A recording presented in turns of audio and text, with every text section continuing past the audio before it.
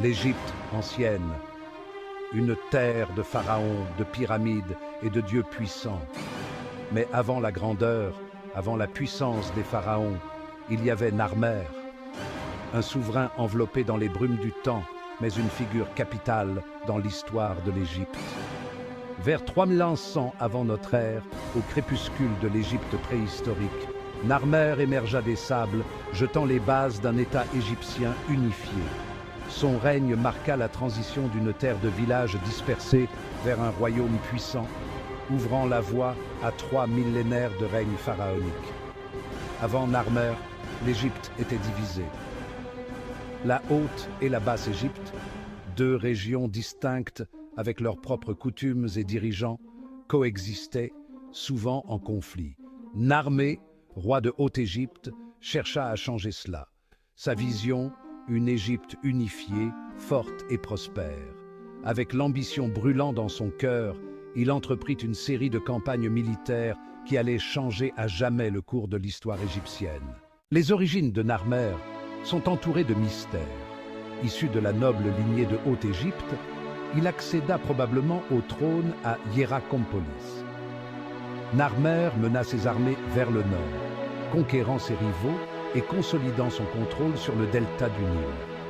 Ces campagnes étaient des manœuvres calculées, exécutées avec une efficacité impitoyable.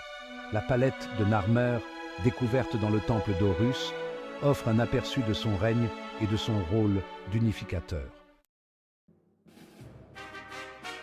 La palette de Narmer, chef-d'œuvre de l'art égyptien antique, est bien plus qu'un simple objet cérémoniel.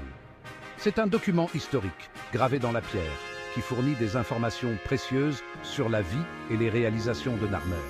Sur une face de la palette, on voit Narmer représenté en roi guerrier, portant la couronne blanche de Haute-Égypte, frappant ses ennemis avec une masse d'armes. Sa silhouette imposante, plus grande que celle qui l'entoure, souligne sa puissance et sa domination. Le revers de la palette dépeint Narmer sous un jour différent. Ici, il est représenté portant la couronne rouge de Basse-Égypte, symbolisant sa conquête du Nord et l'unification des deux terres.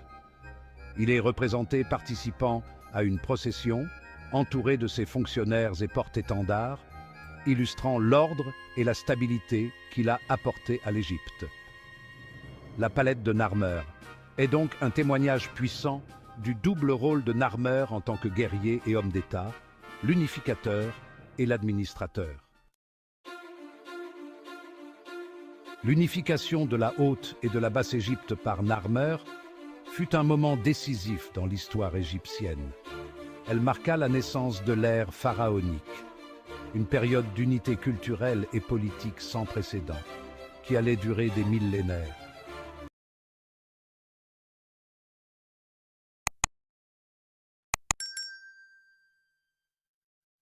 Le règne de Narmer inaugura une ère de stabilité et de prospérité, ouvrant la voie à la construction d'une architecture monumentale, au développement d'un système d'écriture sophistiqué et à l'épanouissement de l'art et de la culture égyptienne.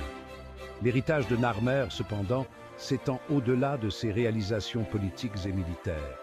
On lui attribue la fondation de Memphis comme capitale de l'Égypte unifiée, une décision stratégique qui consolida son contrôle sur le pays. Il mit en œuvre des réformes administratives, créant une bureaucratie centralisée qui allait gouverner l'Égypte pendant des siècles. Le règne de Narmer jeta ainsi les bases du développement de l'une des civilisations les plus durables et les plus influentes de l'histoire de l'humanité. Narmé se dresse comme une figure colossale à l'aube de l'histoire égyptienne. Il est l'incarnation de l'unification, le roi guerrier qui a forgé une nation à partir de terres divisées. Son nom résonne à travers les couloirs du temps, synonyme de la naissance d'une civilisation. Bien que notre compréhension de la vie et du règne de Narmer reste incomplète, son héritage est indéniable. L'histoire de Narmer nous rappelle que même dans les brumes du temps, des individus peuvent laisser une marque indélébile sur le monde. Sa vie et ses réalisations continuent de captiver les historiens et les archéologues.